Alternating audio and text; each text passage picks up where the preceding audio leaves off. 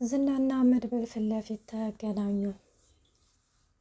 መድብል እንግዲህም በአሁኑ ላይ እንደተመለከታችሁት በጣም ትልቅ ችግር ውስጥና በጣም ትልቅ አደጋ የሚገጥመው ይመስለኛል። ምክንያቱም አሁን ዝና እንግዲህን ምንድነው እየተከታተለው ነበረ።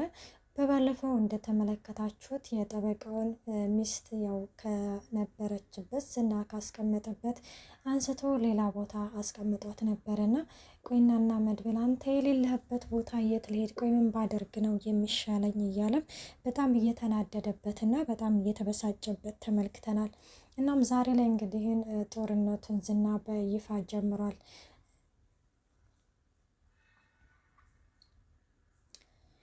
መድብል አሁን ላይ በጣም አጣብቂ ችግር ውስጥ የገባ ይመስለኛል። ምክንያቱም አንደኛ ወደ ጠበቃው ሚስት እየሄደ ነበረ፣ ሁለተኛ ደግሞ ጠበቃው ደውሎ ጠበቃው ነኝ ድረስልኝ ልሞት ነው ሲለውም ሁለተኛ እንግዲህ ማለት አለ አይደለ እኔ እንጃ።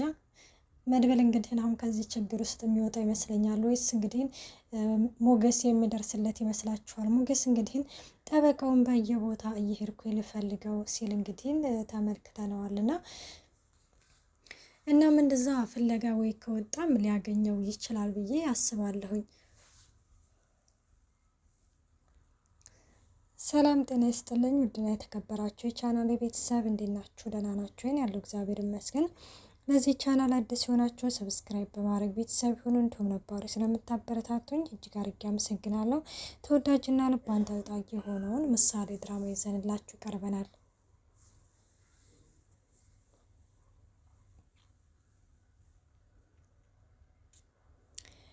ኤደን አሁን ላይ ማህሌትን ከርታታለች። ምክንያቱም ኤደን እንግዲህ አሁን ወደ እነ ብሩክ ቤት ገብቼ ያየሁት ነገር እና አንቺ ያወራሽ ነገር በፍጹም ተመሳሳይ አይደለም። ስለዚህ ይሄንን ቤተሰብ መጉዳትም ሆነ ምንም ማድረግ አልፈልግም ስትልም በግልጸኝነት ነግራታለች። ምክንያቱም ምንድነው እዛ ከፍየሽ የገባሽው እኮ ልትሰልይልኝ ነው እንጂ ወይ ስለነሱ ነው የሰራሽው የምትሰሪው ስትላትም አይ እሱማ ተከፍሎ ነበር የገባሁት፣ ግን ደግሞ እዚህ ገብቼ የተመለከትኩትና አንቺ የነገርሽ በጣም ተቃራኒ ስለሆነ በቃ እንደዚህ ማድረግ የለብኝም። ቆይ አንቺ ምን አይነት ሰው ነሽ? እንዴት ለከርስሽ ብለሽ ልጁ የለፋበትን ስንት ዓመት የለፋበትን አልበም ትሸጭበታለሽ ስትልም ትነግራታለች። ቆይና እዚህ ደረጃ እንድትደርሽ ቻልሽ ማለት እንደዚህ አይነት ነገር ሁሉ መቼ መቼ ልታወሩ ቻላችሁ? ስትላትም እንግዲህ ግን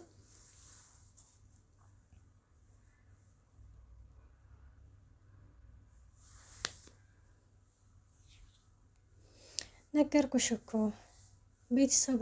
ቤተሰቡ በጣም ጥሩ ቤተሰብ ነው እያለም ትነግራታለች። እናም በዚህ ጊዜ እንግዲህ ለማንኛውም ይኸውልሽ ለዝና ሁሉንም ነገር ስላንቺ ነግሬዋለሁ ስትልም ማለት ነግሬዋለሁ ማለት ምን ብለሽ ነው የነገርሽው? ስትላትም ሁሉንም ነገር እየነገርኩሽ ያለሁት ከእንግዲህም በኋላ የዝና ጠላት ሆነሻል ስትልም ትነግራታለች። በነገራችን ላይ ከመሀሌት ጋር የተዛመደ እና ከመሀሌት ጋር የተጎራበተ የዝና ጠላት መሆኑ ግልጽ ነገር ነው ማለት ነው። እናም አሁን ላይም እንግዲህ ኤደንዬ ወይ እውነቱን ተናግራ ለመድብል ማለት ነው ወይም ለነ ብሩክ እውነቱን ተናግራ እንግዲህ ግን ማለት እነ መሀሌትን መጋፈጥ ይኖርባታል ብዬ ነው የማስበው እንጂ ወይ እንደዚህ በድብቅ ከመሀሌት ጋር ስታወራ አይታወቅም። ወይ የሆነ ሰው ይሰማትና ወይ ከሁለቱም ውጭ ከምትሆን በፊት እውነቱን ካሁኑኑ ብትናገር። ምክንያቱም እንግዲህ አሁን መድብል ከዚህ ችግር ከወጣ ለነ መድብል ሁሉም ነገር ተናግራ በይፋ መቀላቀል አለባት ብዬ ነው የማስበው። ሰላም ጤና ይስጥልኝ ውድና የተከበራችሁ የቻናል ቤተሰብ እንዴት ናችሁ? ደህና ናችሁ? ያለው እግዚአብሔር ይመስገን። ለዚህ ቻናል አዲስ የሆናችሁ ሰብስክራይብ በማድረግ ቤተሰብ ሆኑ። እንዲሁም ነባሩ ስለምታበረታቱኝ እጅግ አድርጌ አመሰግናለሁ። ተወዳጅና ልብ አንጠልጣይ የሆነውን ምሳሌ ድራማ ይዘንላችሁ ቀርበናል።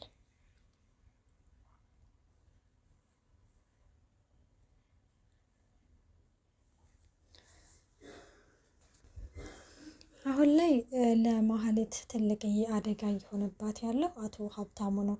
አቶ ሀብታሙ ያው ማህሌት እንዳያችሁት አስፈራርተው ነበረ። እኔን አንድ ነገር አደርጋለሁ ብትል፣ እኔን የሆነ ነገር አደርጋለሁ ብትል ከጀርባዬ ሰው ስላለ ለእነሱ ነው ቪዲዮን አሳልፍ የምሰጠው ብላ ስላስፈራራችሁ እንግዲህ ግን ምንድነው አቶ ሀብታሙ ያለው ማህሌት እንድትወገድ እፈልጋለሁ ብሎ ለዝና ይነግረዋል። ዝናም ይሄን ነገር በመስማቱ በጣም ነበር የደነገጠው። ምክንያቱም በማህሌት ምክንያት እጄን ማቆሸሽም ሆነ ወንጀለኛ ነኝ መባል አልፈልግም። በእርግጥም የሰው ነፍስ ማጥፋት ለነዝና ምንም ማለት አይደለም።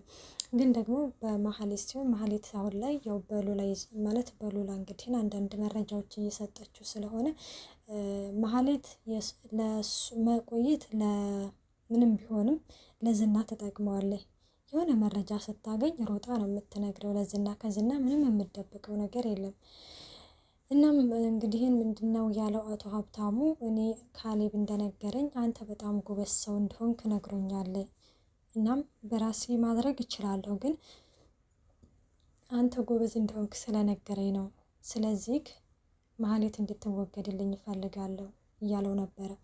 እናም አይበቃቱ በቃ ከካሌብ ጋር ማውራት አለብኝ ብሎ ትቶ ሲሄድ ይህ ሰውዬ ጤነኛ አይደለም እንዴ? በእርግጥም ለካሌብ ቢነግረው ራስህ ካደርግ ነው የሚለው እያለም በጣም እየፈራ ነበረ።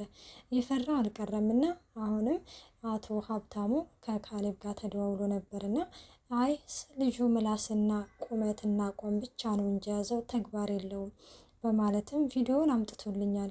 ግን በሌላው ላይ ምንም ተግባር እንደሌለው በዝና ላይ እንግዲህ እየተናገረበት ነው።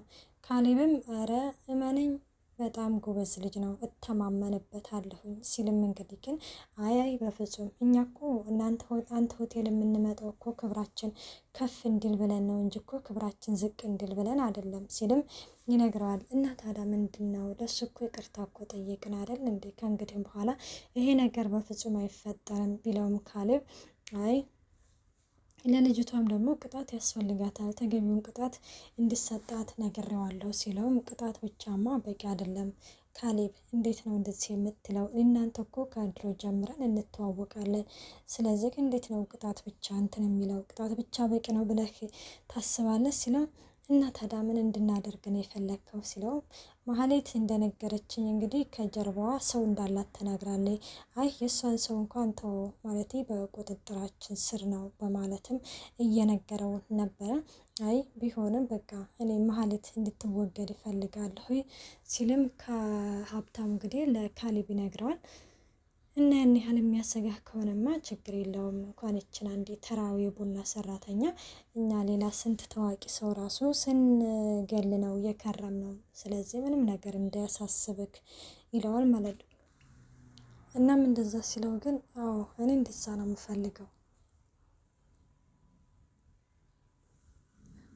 ግን ይሄንን ሰውዬ ግን ይሄንን ነገር የሚያደርግ አይመስለኝም ሲለውም እንግዲህ ግን ማዝናን ይሄንን ነገር የሚያደርገው ሲለው አረ ችግር የለውም እንዳታስብ ያደርገዋል ሲለውም እሺ በቃ እኔ እኮ በእርግጥ ራሴ ማድረግ አያቅተኝም፣ ግን ያንተ ጎበዝ ነው ምናምን ስላልከ ነበረ። ያው ደግሞ ያንተ ደግሞ ያው እንደተመለከቱት ነው እያለም እንግዲህ ዝናን አሁን ላይ እያጣጣለው ይገኛል። እንግዲህ ማህሌት ጋር ይደውልላታል ማለት ነው። ዝና ለማህሌት ሲደውልላት የት ነሽ ምናምን ሲላት ለምን ፈለግከኝ ትለዋለች። ልገልሽ ይላታል። ምን ስለምንድን ግድያ ነው የምታወራው? ምን እያልክ ነው ስትለው ይኸውልሽ አሁን ላይ ነው ያለችው እዛው ነች አይደለ ሲለው አይ እዛ አይደለችም ይለዋል። ማለት እዛ አይደለችም ማለት ሲለውም እንግዲህ ግን ቆይ እየቀለድሽብኝ ነው እንዴ ይላታል። አይ እየቀለድኩብህ አይደለም አሁን እኮ መጣ እዛ አሁን ካንተ በፊት እያወራን ነበረ።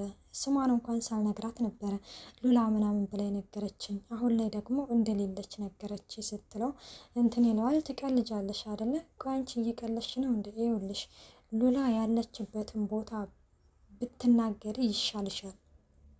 አለበለዚያ ይኸውልሽ ማለት በአሁኑ ምንም አይነት ርህራሄ የለኝም ሲላትም እንግዲህ ግን ከምሬ ነው ዝና እንደዛ ብላይ ነበረ ስትልም አይመለከተኝም ደግሞ የሆነ ነገር ልንገርሽ ይላታል። ምንድነው ስትለው ባለ ሀብቱ ሊገልሽ ይፈልጋል እሺ ሉላ እስከምትገኝ ድረስ ራስሽን እየጠበቅሽ አላለም። ሉላ ከተገኘች ላይ ራስሽ ጉዳይ ሌላት ነው ወይስ እንግዲህ ያው ሉላ ከተገኘች በኋላ ያው በራሴ እገልሻለሁ ሊል ነው። ምክንያቱም ዝና በራሱ ስለታዘዘ ያው በሉላ አሁንም ቢሆንም ሊገላት ሲል እንግዲህ በሉላ ምክንያት ነው የተረፈችው። ሉላ ያለችበትን አውቃለሁኝና እንዲሁም ደግሞ ስለ ጠበቃው መቃብር ቆፍሮ እኔ አሁን እዚህ ጋር ማለት ነው አሁን መድብል እና ዝና ፊት ለፊት ተገናኝተዋል አይደለ? እርግጠኛ ነኝ ስለ መቃብር መቆፈር ምናምን ሲነገረው ማንን የሚጠረጥር ይመስላችኋል? እንግዲህ ካመለጠ ማለት ነው። ዝና በነገራችን ላይ ለብቻው አይመጣም። እኔ እንጃ ከጅሬዎቹ ጋር ይመጣል ብዬ ነው እንጂ የምፈራው ፊት ለፊት ብቻ ለብቻ ከተጋጠሙ አያቅተውም። ያኔ እንደው ቢያቅተው እንኳን የሆነ ማምለጥ አያቅተውም መድብል። ምክንያቱም የሚያመልጠው ፈርቶ ሳይሆን በቃ የሆነ አለ አይደለ የጀመረውን ችግር እስከሚፈጽም ድረስ አያቸው። እናም እንደዛም ስለሆነ እንግዲህ አሁን የጠበቃው መቃብር እንደተቆፈረና ሉላ እዛ እንደሆነች ከነገረው ዝና እንጃ ኤደን አሁን ላይ አለቀላት ማለት ነው። ማለት ማን ተናገረ? ማን ነው የሚያውቀው ስለ መቃብሩ መቆፈር? እንዲሁም ደግሞ ስለ ሉላ እንግዲህ ኤደን ነው የሚጠራጠረው ማለት ነው። ዝና ደግሞ እንዳያችሁት ቤት ያስገባችሁ አሰላሌ ብሎ ይናገራል ብዬ እንግዲህ እፈራለሁኝ። እና ምን ግን ደግሞ በነገራችን ላይ ብሩክን ራሱ እየተከተሉት ነበረ። ያው እንዴት እንዳመለጠ ምናምን ተመኪና ጋር መኪና ለመኪና ራሱ እስከ መጋጨት ድረስ ሊደርሱ ነበረ። ሌላው አሁን ላይ እንግዲህ ሞገስ ነው። ሞገስ ያው ምንድን ነው ያለው ብሩክ ማለት መድብል አልደወለልህም ወይ ስትለው እስካሁን አልደወለም፣ የጠበቃውን ስልክ እየጠበቀ ነው። ሉላዬ እንዲህ ወጥቼ ልፈልገው እንዴ ተይ እባክሽ ወጥቼ ልፈልገው እያለ ነበረ። ሉላም በዚህ ጊዜ ምን እየሆንክ ነው? በፍጹም ይሄማ ሊሆን አይችልም እያለችው ነው። እንግዲህ ውዶች ምን ይፈጠራል የሚለውን ደግሞ በቀጣይ ፓርት ይዘንላችሁ እንቀርባለን። እስከዚያው መልካም ቆይታ። ባይ ባይ።